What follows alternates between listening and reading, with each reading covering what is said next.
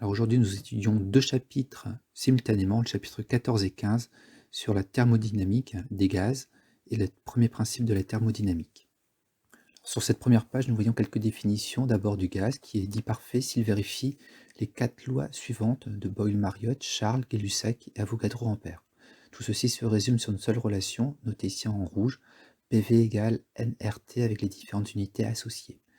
Deuxième chose à savoir concerne la température, qui est une mesure macroscopique d'une agitation microscopique de particules. Donc si la température augmente, alors l'agitation microscopique augmente. Et la pression est également une force appliquée par unité de surface, F égale P fois S, avec les différentes unités. Il est important de retenir l'orientation de cette force, petit f noté ici en vert sur le schéma, et les unités associées à la pression. 1 pascal, c'est 1 newton par mètre carré, 1 bar 10 puissance 5 pascal, et 1 mm d'eau de colonne est égal à 9,8 pascal. Sur cette deuxième page, quelques définitions importantes. Tout d'abord, l'énergie interne, c'est une nouvelle grandeur qui permet d'exprimer l'énergie stockée dans le système en dehors de l'énergie cinétique et potentielle macroscopique d'un objet mécanique. C'est une contribution microscopique des particules. Elle est exprimée en joules comme les autres énergies. Elle est notée par contre grand U. Les fluides peuvent transmettre de l'énergie sous forme thermique, ce qu'on appelle le transfert thermique, qui se fait toujours du corps chaud vers le corps froid. Cette grandeur est notée grand Q et est exprimée en joules. Les gaz et les fluides peuvent transmettre également de l'énergie sous forme de transfert mécanique, qui sera noté W, est exprimé en joules, et apparaîtra dès qu'une force mécanique sera mise en jeu.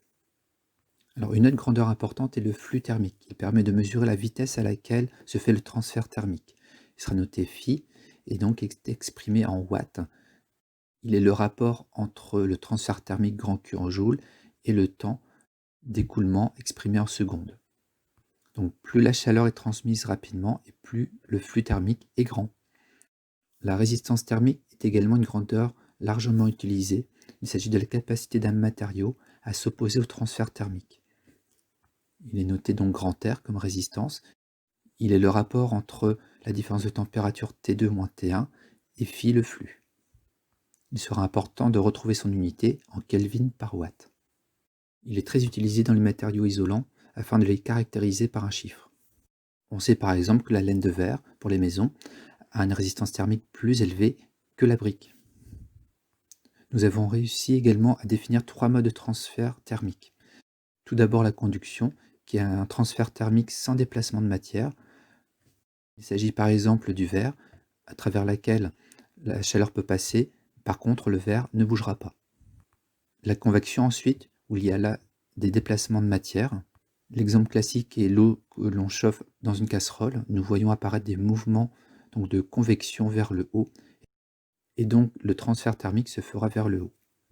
Le rayonnement, pour terminer, il se fait dans le vide et donc sans matière. Deux corps sont espacés d'une certaine distance. Le transfert thermique peut se faire par exemple dans l'espace à l'aide d'une onde. Maintenant que nous avons donné un peu le contexte d'étude avec nos définitions, nous pouvons passer au premier principe de la thermodynamique.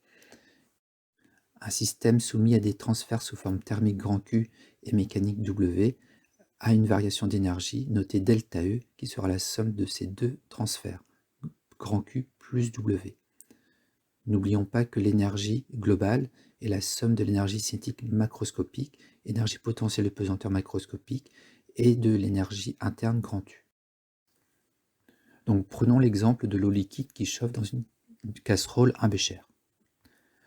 Le bécher dans lequel on place l'eau ne bouge pas. On peut considérer donc que les énergies cinétiques et potentielles sont nulles.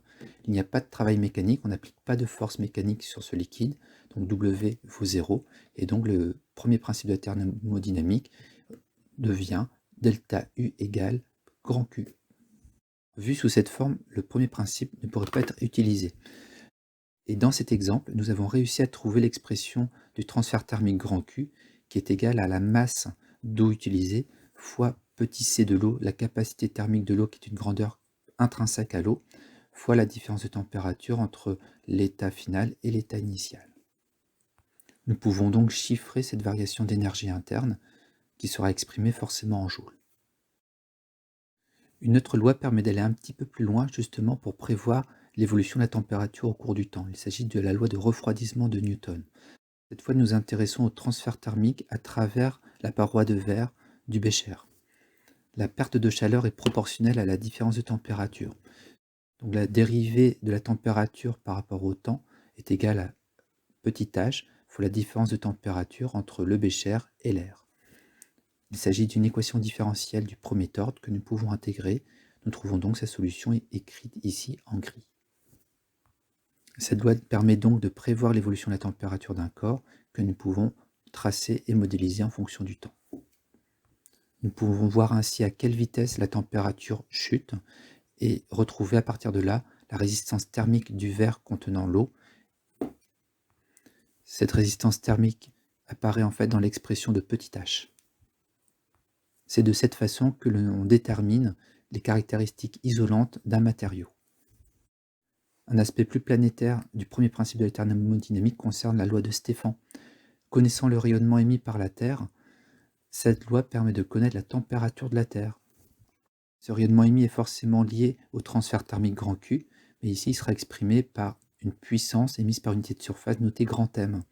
Donc il y a une proportion notée sigma par rapport à la température à la puissance 4. Donc c'est une loi un peu particulière empirique qui permet de calculer la température de la Terre, qui vaut en moyenne 15 degrés. On calcule alors le rapport entre la puissance ramenée vers l'espace et la puissance émise au sol par la Terre. Nous trouvons donc un rapport de 0,4, c'est-à-dire que la Terre envoie 40% de son énergie vers l'espace, ce qu'on appelle l'effet de serre. Alors cet albédo est très important parce qu'on peut le comparer à d'autres planètes. En conclusion, le premier principe de la thermodynamique peut s'appliquer dans différents domaines, autant pour les déperditions thermiques d'une maison que pour la conception d'installations d'eau chaude, mais ceci peut aussi s'appliquer au niveau planétaire en faisant le bilan radiatif de la Terre, comprendre l'effet de serre à long terme sur la planète.